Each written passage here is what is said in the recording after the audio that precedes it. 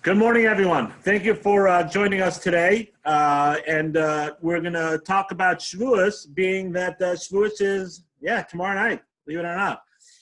So I want to talk about a very interesting point of the holiday of Shavuos. An interesting question that arises, it really gives us a better understanding and a deeper connection of how we're supposed to connect to the Torah. How are we supposed to really acquire Torah? And so in davening, right, we have a special Amidah, just like the other two of the three holidays, right? It's the Amidah for Shlosha Regalim, for the three festivals, right? In the art school Siddur, it starts on page 660. There's a special Amidah for the Shacharis prayer, and there's a special Amidah for the Musaf prayer. And we insert in, right, depend on the holiday, we make an insertion for that holiday. So we say for the holiday of Shavuos, we say Chag HaShavuot Hazeh, the holiday of Shavuos, which is this one. And then we always add in a little bit about something about the holiday. So we say, so for Shavuos, hey, makes sense. We say Zman Matan Torasenu, the time of Matan Torasenu, the receiving of the Torah, and the giving of the Torah. Matan Torasenu, the giving of the Torah. What makes a lot of sense, right? Shavuos is the holiday of receiving the Torah. So what else should it say, right? Should it say the time of eating cheesecake? Okay, it's important to eat cheesecake, right? But that's not the essence of the holiday. So it says Zman Matan Torasenu.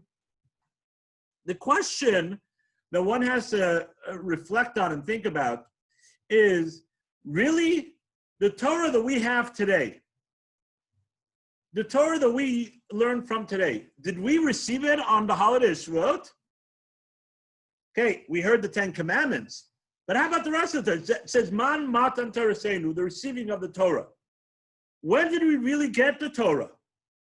So let's do a quick calculation. Moshe was up in heaven for 40 days. He goes up to heaven on the holiday of Shavuos, the day after Shavuos, right? Because God spoke to the Jewish people. The Jewish people tell Moshe, we can't handle this. Right? Moshe goes up for 40 days. What happens right before the end of the 40 days? The sin of the golden calf. What happens then? God says, I'm going to destroy the Jewish people. Moses says, well done, God. He goes up for another 40 days.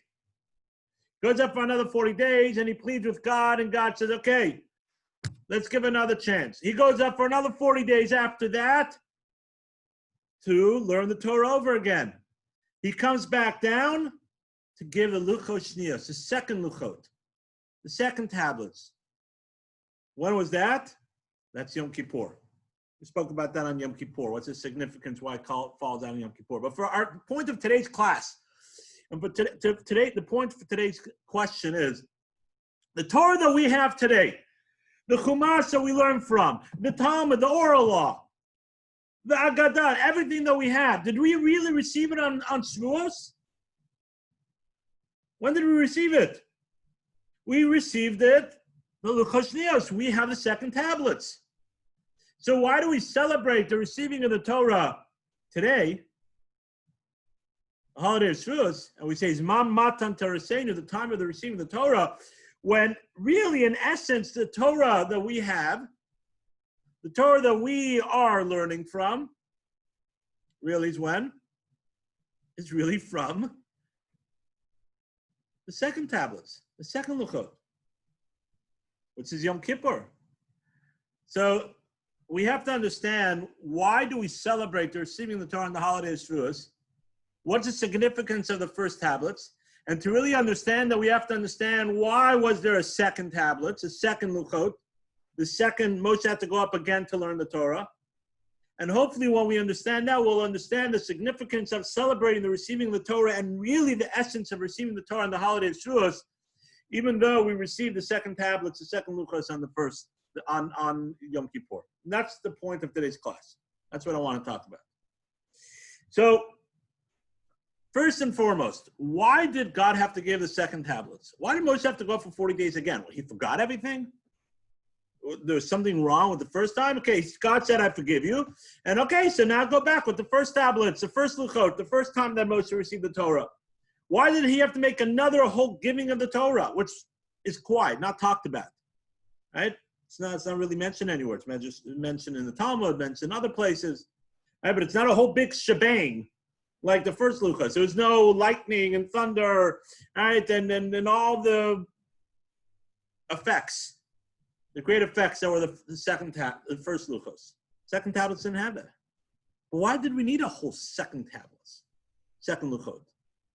What was wrong with the first one? So the commentaries say something very powerful and something very important to reflect on. Say the commentaries that the first tablets, the first Luchot, the first giving of the Torah, of course, was a big shebang. Right? It was a big ordeal. The Midrash tells us that you were able to hear the lightning and see the thunder, whatever that means, defies the laws of nature. Talking about all spiritual, God's presence was in this earth on the greatest scale possible. Moshe goes up into the clouds talking to God, whatever that means. But say the commentaries, the Jewish people themselves did not really do anything to receive it. Yes, we've been talking about the Sfira Soma, preparing oneself for the receiving of the Torah, and every day we have to grow. We talked about that many times. But the Jewish people were sort of hit with it. It was given to them. Till then, everything was just happening. They had the 10 plagues. They had the splitting of the sea. They had the manna coming down from heaven. Things were just being given to them. They didn't really work hard on anything. Of course they worked. 49 days to elevate themselves. But it was more sort of just given to them. It was just like sort of happening. And therefore, say the commentaries, that is why also it's so easy for them to fail so quickly. It's another question the commentaries ask. Hopefully we'll talk about this idea more at a later time. Let's touch upon it quickly. How it happened? The Jewish people reach such height, receiving the Torah. Moshe shows up in heaven, and boom, they go down, serving the idols, golden calf. That's not the point of today's class. But what happened? There's many different explanations. One of the ideas, say the commentaries, that the Jewish people did not really digest the Torah. It was more of an external thing. It was something that was given to them. It wasn't something that they internalized themselves. It wasn't something that they worked on. It wasn't something that became part of who they are. And therefore, a slight mishap, something that shook them out of their core because they saw Moses' casket up in heaven, they saw different things that were seemingly not going properly, and boom, they're shaken. Their whole spiritual level goes down. Because it wasn't rooted, it wasn't grounded. It didn't have a strong foundation. You know, when I was in Israel, so they build a little different, not the big skyscrapers, but you know, your typical home, they build a little different than they build it over here. Their safety laws are not, not as strict as our laws. So there was this a metal fence, surrounding an area, and they were building a building. And in Israel, everything's cement because of security and other things. They build everything out of cement.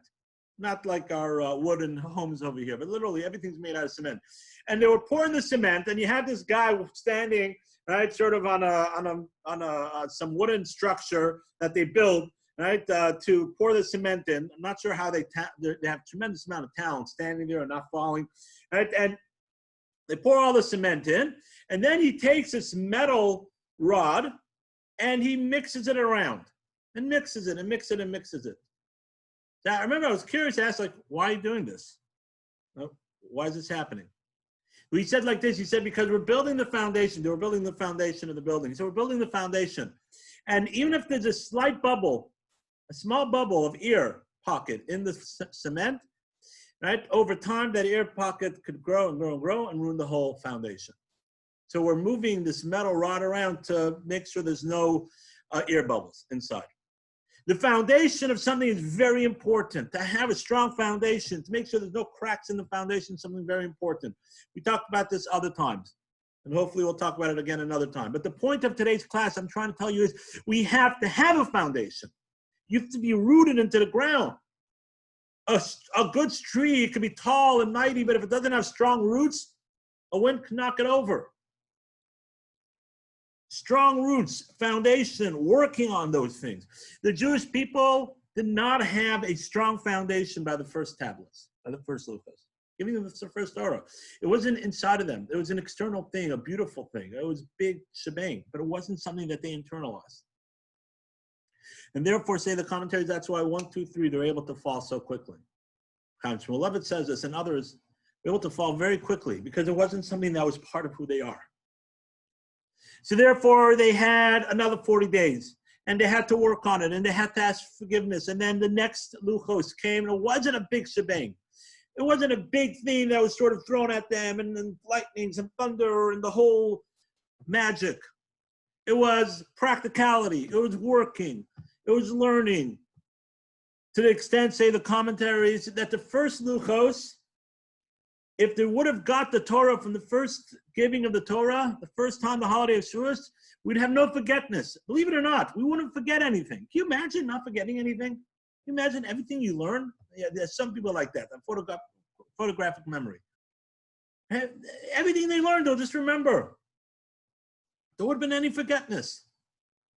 Wouldn't have to review things over again. That was the first Luchos, because it was given to them as a matana. That's what it says, Matan Torah Seinu. The Matano, it was a gift. It was given to them as a gift, and it was just like a gift. Here you go. No work, no nothing. The second Luchos was something that they had to work on, something that they had to acquire, that to make it part of who they are. And that's why the second Luchos was not a big shebang. It wasn't a big to-do. It was something that they worked on, and we're still with the second Luchos. So this explains why did God have to give another Luchos? And we ask, what was wrong with the first one? So the Jewish people sinned. Moshe got Hashem to forgive the Jewish people. Okay, great. Now let's go back to the first Luchos that we got. Why did Hashem have to make a new giving of the Torah? Why did he have to make it that there was a new Luchos Shnios, a second Luchos? What was the whole purpose of that? So we just explained because the first Luchos, there was a problem with it. The Jewish people weren't able to retain it the same way that they'll be able to retain the second Luchos. So therefore, God had to say, no, I have to give the Torah over again. So then this actually strengthens our question even more. 1 second, if this is true, so then what's going on here? So why do we celebrate holiday of Shavuos tomorrow night? That's not the Torah that we have today.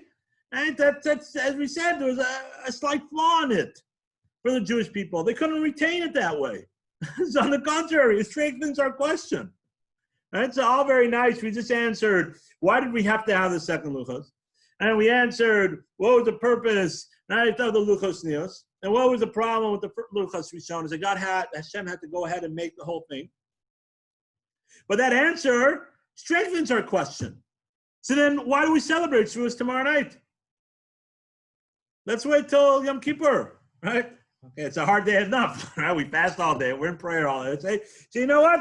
Let's just say Zman Matan Torah Seinu v'Chapareinu, right? It's the day of our giving of the Torah and the day of forgiveness. Let's just put it all on there, right? Pile it on. Holy day, spiritual day, Torah giving, forgiveness. We're like angels. Wonderful. Why do we celebrate the receiving of the Torah, tomorrow night, the holiday of Shavuos? So say the commentaries, say the Mefarshim, something very important. That the holiday of Shavuos has something much deeper that we have to connect with. And we're really getting to the essence of what we're supposed to get out of the holiday of Shavuos. Every holiday, every Yom Tov, there's something that we're supposed to connect with. We spoke about it, Pesach, right? Cherus, freedom, right? Not only a physical freedom, a spiritual freedom, right? Finding oneself, right? Getting out of the shackles of life. Every Yom Tov, every holiday, there's a lesson to learn. But more important than that, say the Kabbalists, and I saw this written by Rav Dessler, right? He quotes the Zohar, and he quotes the Arizal, right? Who quotes the Zohar. That says that every holiday, there's the energy of the holidays happening right there. When we say Zman Matan Torah Seinu, the time of receiving the Torah, we're not talking about past tense. We're not talking about the history. Right? We're not learning history. We say the commentators, we're actually re-experiencing that experience today. So when we have the holiday of Pesach, we are re-experiencing that holiday of Pesach today. The holiday of Sukkot, we're re-experiencing that holiday today. Purim, Hanukkah, all the holidays, the concept of time in Judaism is a cycle. Yes, it's a year cycle, but the energy of that day, what happened on that day, one is able to connect to that energy on that day. And that's what makes that day special. In Judaism and spirituality, there's really no idea of time. And I don't want to get off topic on this. That's how God knows what happens in the future, the past, the present. Not today's class. But for the point of our class, there is no concept of time, meaning to say that it's infinity. God's all over the place. Time is a physical manifestation, right? It's a physical thing. So God created time for us, and we have a year cycle, and we get older, and our bodies get older, and things change. But the spiritual component of that day doesn't change because there's no concept of time in spirituality. Right? We spoke about this before. There's an unbelievable story that was said about the Vilna Gaon after he passed away. Right? A couple, maybe 100 years later, 75 years later, the city wanted to make a road through the cemetery, which there is for those that have been there. And it was supposed to go right over the Vilna Gaon's gravesite and others. So they were able to get permission at least to move the gravesites, and they asked 4 great people to move the Vilna Gaon. Imagine, right? They were petrified. They spoke to other great rabbis of that generation. They said, listen, make sure you purify yourself, go to the mikvah, right? But one thing also, don't look at the body, right? Make sure you don't look, move it, look aside, look underneath. Don't look at the body itself, right? Make sure not to look at the body. I've said the story before. One guy couldn't keep his hands out of the cookie jar, right? And he looked, right? Legend says he passed away that week. Yes, not. They don't say that about me and you, right? But they asked him, what do you see? They said the body was fully intact. And it's not the only time. We know other great rabbis, bodies full. How's that possible? Bodies decay, time, it happens. Say the commentaries, because the Vilna Gaon was able to transform his physical body into something spiritual. Spirituality is not governed by time. Decaying and rotting and all that is time, right? How old's your milk? Does it spoil time-wise, right? Over time. So too the body decays over time. Once he transformed his body into something spiritual, there is no concept of time. And that's the same thing with the holidays. On this day, there's an energy of spirituality. Just like there's a place in the world that there's energy, the Holy of Holies, right? Eretz Yisrael has more Kedusha, right? So too, there's a time period that has an energy, a spiritual energy of that day. So what is the energy of the holiday of Shavuos? Receiving of the Torah. Yes, that's true. But we just explained that the Torah that we have today, the Torah that we learned today, we really received the second Luchos, second tablets. So what's the energy of today? That's really the question. That's what we really have to get to. And say the Mefarshim, I saw this written in Rav Dessler and others, and it's a deep concept. But say the Mefarshim, say the commentaries, that on this day, the gift, what we are connecting with, yes, is the Matan Torah, the gift that Hashem gave us of the Torah, the unadulterated spiritual Torah that we could have connected with. If we would have been able to hold on just a little longer, would have been able to receive the Torah without forgetfulness, right? On the most high spiritual level of a gift from God. We failed. We had the sin of the golden calf. It was a test. We failed. And therefore, God said, okay, plan B. And now we have to work for it, and we have to work, and that's the second Luchos, and that's what we have today. But say the commentaries, Shivrei Luchos, the broken tablets, were in the ark. We're in the Aron. We're in the ark. Why? It's old news. Why were they in the ark? Because we still are able to connect to that. the energy that we have of being able to learn Torah, to be able to receive the Torah. Yes, we have to work and we have to learn, and that's the second tablet. So we have to review and chazer and review things over and over again to make sure that we remember them and work hard on it.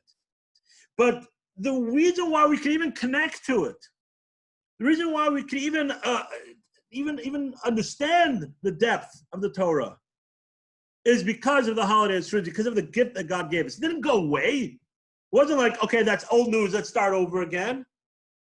That's not what happened with the second Luchos. It's not what happened when God says, okay, let's do this again, and let me teach you everything. No, it was an addition. It was, you have the foundation in the first Luchos. I gave you this gift. I spoke to you. I spoke to your neshama. It says, Midrash tells us that all the neshamas of all generations were at Matan Torah. We're at the Torah, the receiving of the Torah. So me and you and all of us, our neshama, our soul, we're there at Matan Torah. What's the significance of that medrash? What's it telling us?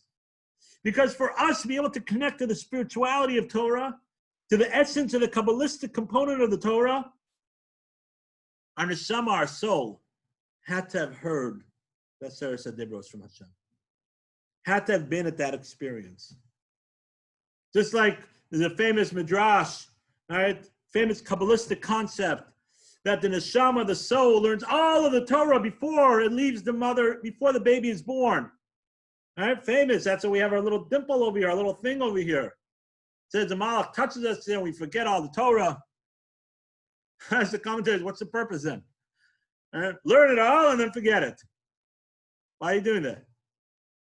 Say the commentaries because the same idea. The neshama had to relearn, had to actually have it inside of ourselves. It's like a hidden compartment inside of us. We have all the Torah to be able to connect with. Hashem gave us the matana, the present of being able to learn the Torah. It's within us. It's not something foreign. It's not something new that we're learning. It's not like, I have to learn algebra and I have to learn computer science and I have to learn this and I have to learn that. I have no connection. I have to start from fresh. Torah, we're not starting from fresh. And if we realize this, we have it inside of ourselves. We really are connected to the Torah. We have to find it. We have to find the Torah that's inside of us. It's hidden amongst layers of layers. Our neshama originally heard it at Mount Sinai, when God spoke to us. And it infused inside the code of the Torah. And then our neshama again receives it right before it's sort of reminded and taught all over again, right before it comes into this physical world. Then we forget it because of the Luchos Shniyos. Because we have to work on it. We have to develop it. We have to make it part of something. Because if it's just a present, unfortunately, we weren't able to stay on such a level. We have to create that foundation. And therefore, we have to learn, and we have to find it, and we have to develop it. But the code is inside of us. The Torah is all inside of us. It's not gone. It's not away. We are able to connect with it. So if someone tells you, the Torah's not for me, I don't get it. No, it is in you. All you have to do is just find it. You just have to work a little harder. And God placed different people in different places, how much they have to work and how much they don't have to work. And it's between man and God. Don't look at someone else, but look at yourself. How much more am I able to learn? How much more am I able to find out? So when we say, Zman Matan Torasenu, it is true. It is a time of the matana, the gift of the Torah that God gave us, and it's still within us. And the energy of that day, every year, it says, Rabdeso speaks about this in length, we are considered like we're re-receiving the Torah. We're able to connect to it. There's an energy on that day for us to say, let's connect to this Torah. Let's try to find it inside of ourselves. And that's on a deeper level while we stay up all night and learn. And we daven nates, the time that God gave the Torah to the Jewish people, try to connect to that. That's really what it means by Zman Matan Torasenu, the day of receiving the Torah, the gift of the Torah that God gave us. So yes, it's true. The Torah that we have today is from the second Luchos. The energy of the Torah that we have today is from the second Luchos. But the Torah, the first Luchos, Shivrei Luchos, the broken tablets, are in the Aron. And the reason for that being is to remind us that the essence of the spiritual component of the Torah is inside of us. We have it. We're able to connect with it. And that's what really means by Zman Matan Torah Seinu. So my blessing to all of us is that we find that deeper inner Torah that's inside of us, so we do have. And not say, I can't do this. And not say, well, it's too much for me. It's foreign. It's not foreign. It's inside of all of us. And that's really what the holiday of Shavuos is. And that's why we celebrate the receiving of the Torah on the first Luchos. Because that's the essence of the ability to be able to learn Torah from the second Luchos. Because that Matan, the gift that Hashem gave us, and that energy is every Shavuos, every holiday is that energy for us to connect with and to say, hey, let's connect with this special Torah, this special idea that God gave us. So when we say Zman Matan Torah Seinu, let's think about that. Matana, the gift that God gave us, this energy, this spirituality that's deep down inside of us. All we have to do is find it. Second Luchos, we have to find it. But it's in there because of the first Luchos, because of the first tablets, because of the holiday of Shavuos. Thank you, everybody, for joining us. And wishing everybody a happy Shavuos and wishing everybody a great day.